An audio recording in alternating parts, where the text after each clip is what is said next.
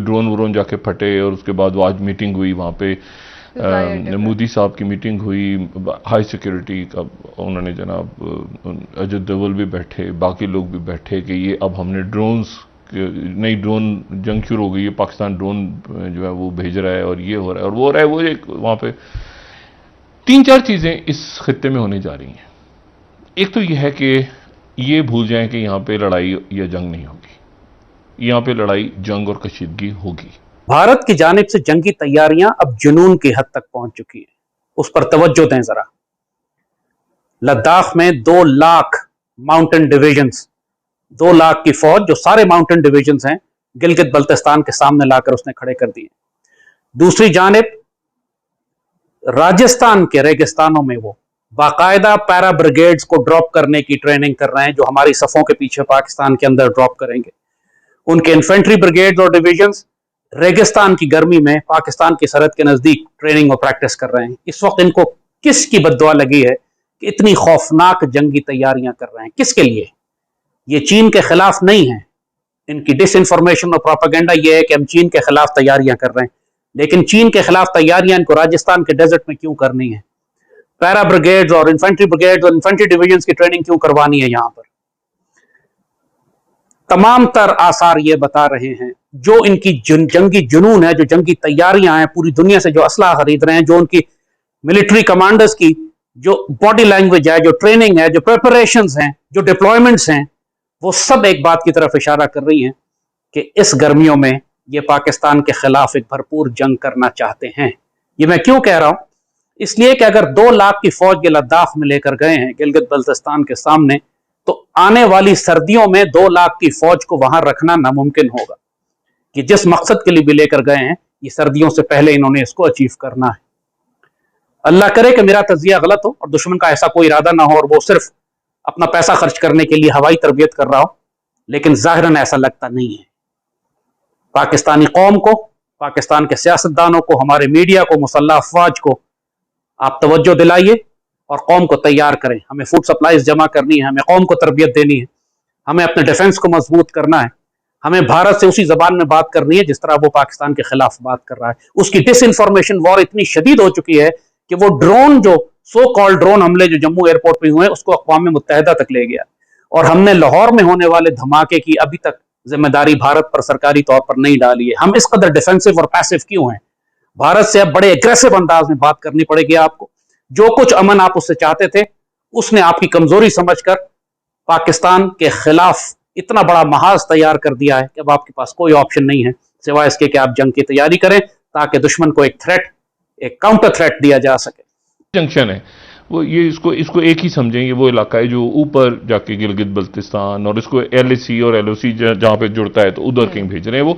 और अब क्योंकि सुपर पावर्स का खेल बीच में आ गया है, रीजनल पावर्स का आ गया और डिफरेंट गोल्स के साथ हैं, तो इसलिए आप ये भूल जाएं कि यहाँ फौरी तौर पर कोई बज़ाहिर कोई सुकून, अल्लाह करे कि हो, लेकिन बज़ाहिर कोई सुकून होता नजर आ रहा है। क्या आप समझते हैं आने वाले दिनों में जो भारत की अपनी चपकलश है, उनके प्राइम, उसके आर्मी चीफ की और एडवाइजर की, उसके साथ ये पाकिस्तान में मजीद दहशतगर्दी करा सकते हैं? मोदी इस वक्त भारत के लिए नुकसानदेह नहीं है पाकिस्तान से ज्यादा? देखें, ये सबसे खतरनाक है। मैं तो हमेशा कहता हूँ इन्होंने ये स्टाइल ड्रामा की, क्योंकि इनकी बिपिन रावत जो इनका CDS है और एयर चीफ में भी आपस में चपकलश है, मैं भी उसने इनको लेट डाउन करने के लिए ये एक, यहाँ पाकिस्तान से 16 किलोमीटर इंडिया में जाके, जहाँ चिड़िया भी पार नहीं मार सकती जम्मू कश्मीर में, वहाँ वो 2 ड्रोन छोटे छोटे जाके धमाके करते हैं, नुकसान करते हैं। इमेजिन करें कि ये क्या ड्रामा करते हैं, कैसे दुनिया की अटेंशन डाइवर्ट करना चाहते हैं और पाकिस्तान को ब्लेम करना चाहते हैं। हम लाइन ऑफ कंट्रोल को बड़ी सख्ती से ऑब्जर्व कर रहे हैं। पाक प्राइम मिनिस्टर, चीफ आर्मी साहब ने अमन का पैगाम दिया, यहाँ तक आ कि एक से हम लोग हम 2 स्टेप लेंगे।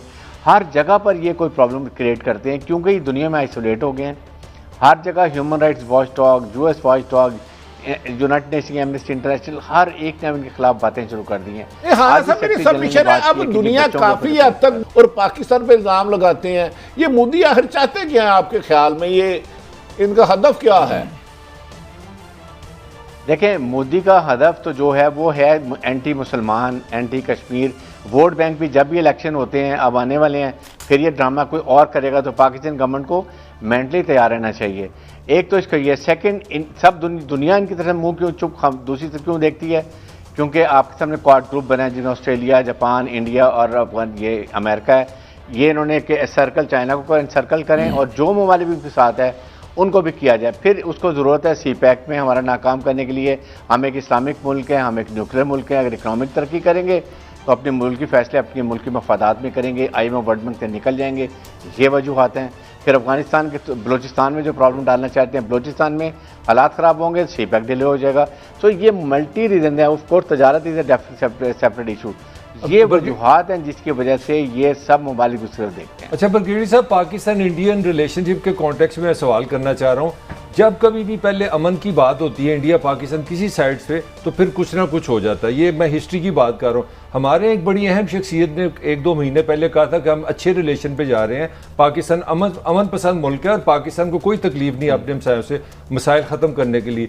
तो फिर हमें एक होप पैदा हुई थी, अब फिर ये ड्रोन आ गया। तो ये क्या है, हम क्या हमारा कोई ज़हनी मसला है इस खित्ते का कि हम जब अच्छी खबर आती है फिर हम लड़ाई झगड़े में चले जाते हैं? देखिए, हम लड़ाई झगड़े में नहीं जाते हैं, इंडिया रीजन की मैं बात कर रहा हूँ, मैं पाकिस्तान की बात नहीं कर रहा। जी बिल्कुल, एब्सोल्युटली। देखें, बात यह है कि वो एक इस वक्त बहुत सख्त आइसोलेशन कार है। इंडिया हमेशा से चाहता है कि अपने इस रीजन में ही देश है वह हेजमोनिक डिज़ाइंस, और सबसे बड़ा स्टम्बलिंग ब्लॉक वो समझता है कि पाकिस्तान है। पाकिस्तान एक सॉवरेन कंट्री है। हमारी अफवाज बहुत ही ज़्यादा बैटल हार्डन्ड है। हम एक बहुत बड़ी जो स्ट्रेटेजिक लोकेशन में पड़े हुए हैं। ये वो चाहता है कि पाकिस्तान साहब ये फरमाइए, वक्त कम है तो मैं 2 सवाल पूछना चाहता हूँ, क्लब कर देता हूँ। एक तो वहाँ पर फिर इन्होंने लद्दाख में 50,000 फौजी लगा दिए हैं, और साथ कमेंट कर दीजिए कि आज जो एंटोनियो गुटेरेस का आया है बयान कल इस पे जो कश्मीर में बच्चों के साथ हो रहा है, तो इस पर ज़रा बता दिए। एक तो चाइना का बता दें कि वहाँ दोबारा स्क्रिमिशेस तो नहीं होने वाली? नहीं, देखें, वहाँ पर बेसिकली यही लेकर गए थे, 7-8 हज़ार फौजी लेके थे कश्मीर में, लेके चले गए, इसलिए कि वो अब चाह रहे थे कि किसी तरीके से भी जब हम ये कर रहे हैं, कॉन्फ्रेंस कर रहे हैं, वहाँ पर कोई प्रॉब्लम ना हो। और ये डिलिमिटेशन कर रहे हैं 7 कॉन्स्टिट्यूंसी में, जहाँ पर मुसलमान मेजॉरिटी है, वहाँ हिंदुओं को और 7 सीटें देना चाहते हैं, ताकि इनकी तकरीबन कश्मीरियों की हिंदुओं की सीटें बराबर हो जाए। अभी इस वक्त 46-37 है, 7 और होंगी तो 44-46 हो जाएंगी, जो कि बड़ी खतरनाक सिचुएशन है। इस वजह से ये करना चाहते हैं। This is the reason. अच्छा, तालिबान से भी बातचीत कर रहे हैं, तालिबान के साथ क्यों, क्या चाहते हैं? ये बड़ा क्लियर उन्होंने स्टेटमेंट दी है। I think this should be taken very seriously. और ये इंटरनेशनल डिस्प्यूट है, वहाँ पर लाइन ऑफ कंट्रोल के ऊपर यूनाइटेड नेशन का मिलिट्री ऑब्जर्वर को तैनात है, मीन्स के ये डिस्प्यूटेड एरिया है। पाकिस्तान इसको डिस्प्यूटेड समझता रहेगा, और जब तक ये प्लेबिसाइड नहीं होता, पाकिस्तान कश्मीरियों के साथ